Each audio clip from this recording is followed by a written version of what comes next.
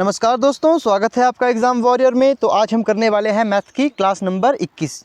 इसमें मैं आपको परसेंटेज के बारे में बताऊंगा, इसकी ट्रिक्स के बारे में बताऊंगा। तो जो इस चैनल पर नए हैं वे चैनल को ज़रूर सब्सक्राइब कर लें, और जिन्होंने प्रीवियस क्लासेस नहीं देखी, डिस्क्रिप्शन में मैं लिंक दे दूँगा प्लेलिस्ट का, आप वहाँ से उन्हें ज़रूर चेक करें। तो ये क्लास किसके लिए है?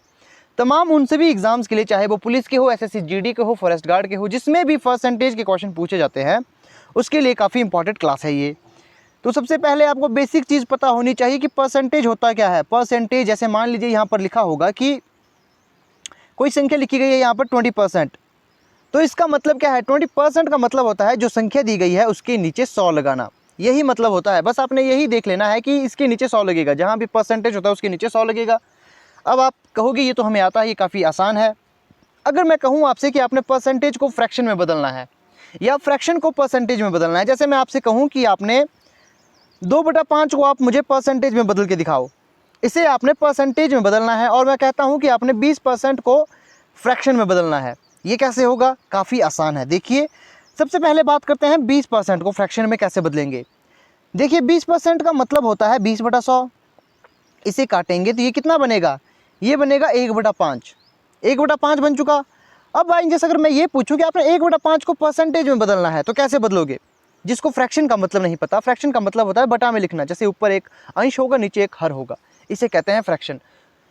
तो अब अगर मैं कहूँ आपसे आपने इस फ्रैक्शन को परसेंटेज में बदलना है तो इसे कैसे बदलोगे?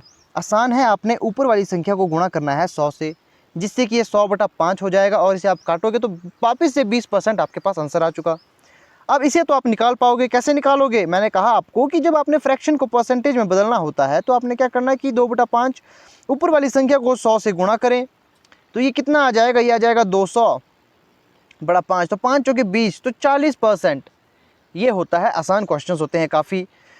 तो अब चलिए कुछ क्वेश्चन करते हैं कि एग्जाम में कैसे क्वेश्चन पूछे जाते हैं। एग्जाम में ऐसे नहीं आएंगे कि आपने इसे फ्रैक्शन में बदलो, इस फ्रैक्शन को परसेंटेज में बदलो, ये तो बस आपको समझाने के लिए था, क्योंकि ये काफ़ी मदद करेंगे आपके जब मैं आगे क्वेश्चंस करवाऊंगा।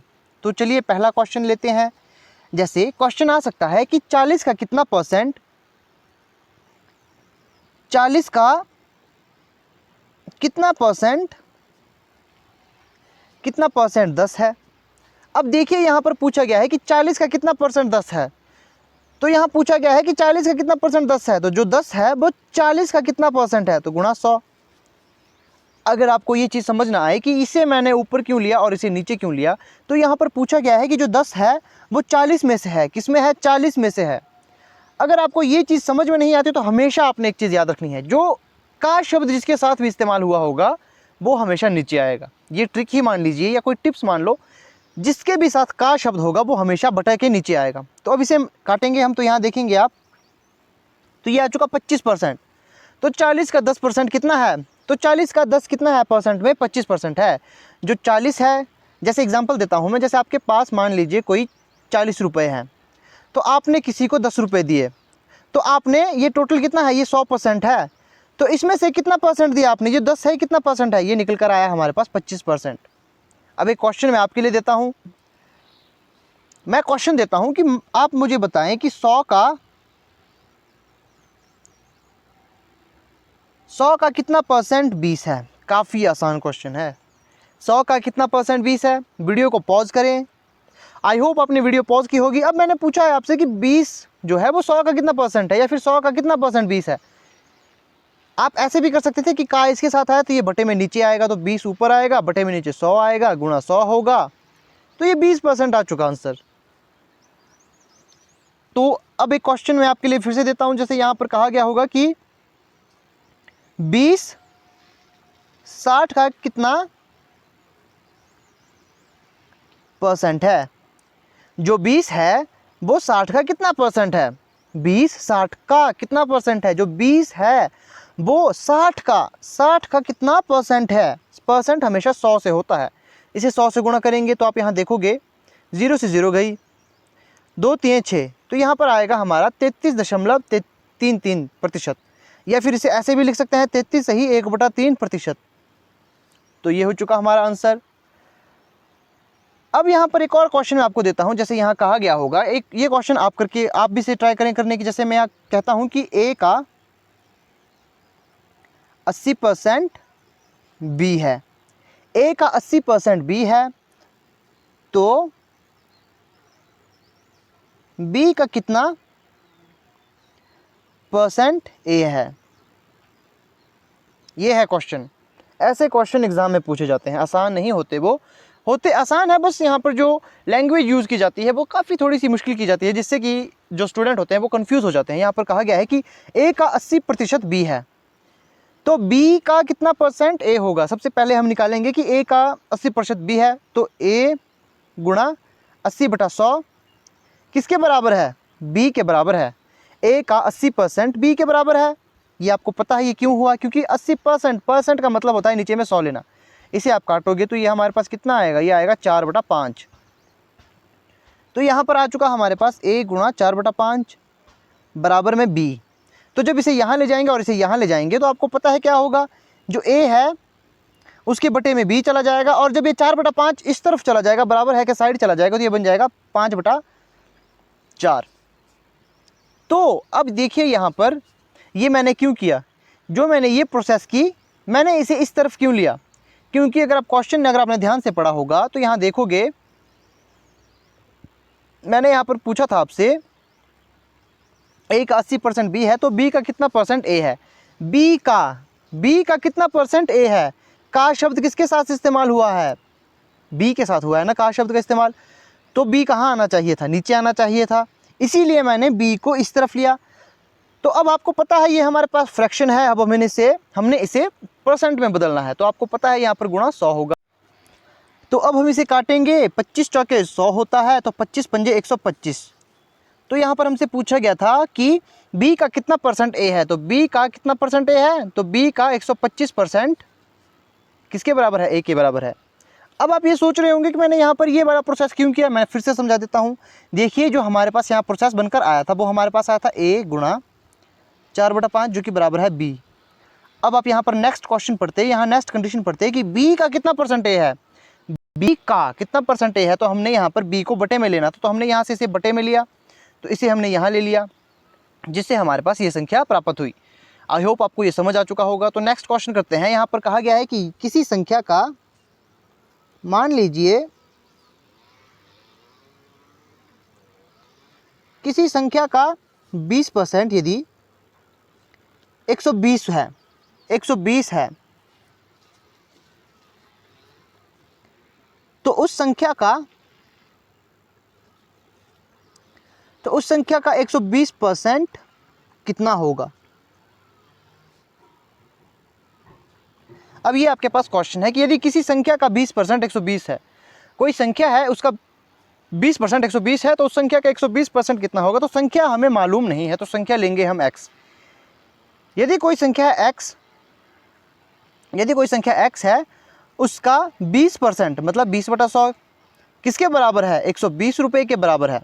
इसे काटेंगे तो 20 एकम 20, 20 पंजे 100, तो 5 से इसे गुणा करेंगे तो ये हमारे पास आ जाएगा, x हमारे पास आ चुका 600 रुपये। अब देखिए हमारे पास किसी संख्या का, देखिए 600 का 20% कितना है, 600 का 20% 120 है, तो 120% कितना होगा इसका। तो 600 का हम यहाँ पर कितना निकालेंगे, 120% निकालेंगे। देखिए यहाँ पर क्वेश्चन क्या कहा गया था कि किसी संख्या का 20% यदि 120 है, किसी संख्या का 20% यदि 120 है, तो उस संख्या का 120% कितना होगा। तो यहाँ पर अब हम निकालेंगे 600 रुपये पर निकालेंगे हम कि उसका 120% कितना होगा। इस 600 का 120% कितना होगा, तो इसे हम यहाँ से काटेंगे तो ये हो जाएगा 0, 6 दूने 12, 6 कम 6 तो 7, तो 720 हमारा आंसर होगा। अब और क्वेश्चन करते हैं इसी तरह के, जैसे यहाँ पर एक क्वेश्चन काफ़ी चर्चित है, जैसे इस तरह का क्वेश्चन भी पूछा जाता है कि p का p% 49 है, तो p का मान ज्ञात करें। इस तरह के क्वेश्चन भी कई बार पूछे जाते हैं कि यदि p का p% 49 है तो p का मान ज्ञात करें। तो आप यहाँ देखोगे यहाँ पर क्या कहा गया है, जो p का p% है किसके बराबर है, 49 के बराबर है। अब हम इसे सॉल्व करेंगे, ये हमारे पास p, अगर p को p से गुणा करेंगे तो ये हमारे पास कितना आएगा, p का स्क्वायर, हम 100 को यहाँ ले जाएंगे तो ये हमारे पास बन जाएगा 4900। आपको पता है यहाँ पर अब इसका रूट लेंगे, क्योंकि यहाँ पर स्क्वायर है तो इस स्क्वायर से स्क्वायर को हटाने के लिए यहाँ पर हम रूट लेंगे। तो यहाँ पर आप देखोगे ये हमारे पास कितना आएगा, ये तो हमारे पास p आ जाएगा। और यहाँ आप इसका मान ज्ञात करोगे तो ये कितने का, ये देखिए ये 7 का स्क्वायर है और यहाँ पर 100 है। तो यहाँ पर आ चुका हमारे पास, इसका रूट हमारे पास यहाँ पर 10 निकलेगा, इसका यहाँ पर 7 निकलेगा, तो 70 यहाँ पर जो है, जो इसका रूट निकल कर आया वो 70 है। तो यहाँ पर जो आंसर है वो हमारा है 70।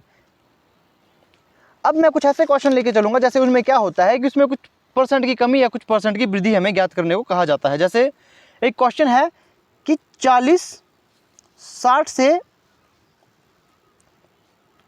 कितना परसेंट कम है। अब देखिए ये 60 है, ये 40 है, यहाँ कहा गया है कि 40 60 से कितना परसेंट कम है। अंतर कितना है इसमें, 20 कम है 40। किससे, 60 से।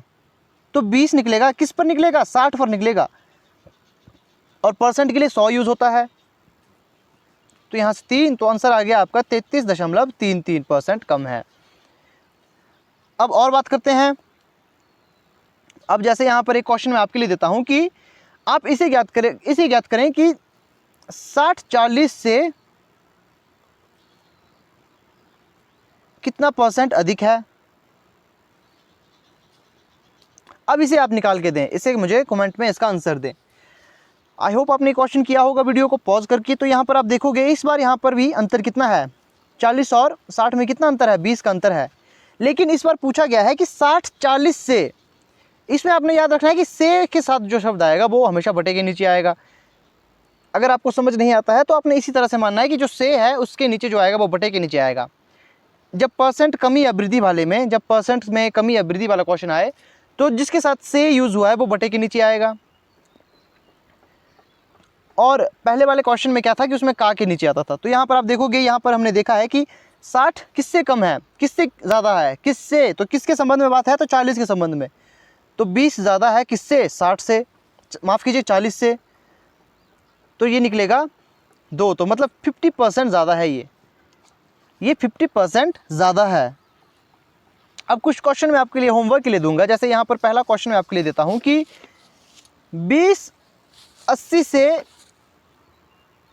कितना परसेंट कम है, और इसी को आपने मुझे बताना है कि 20 80 से कितना परसेंट अधिक है।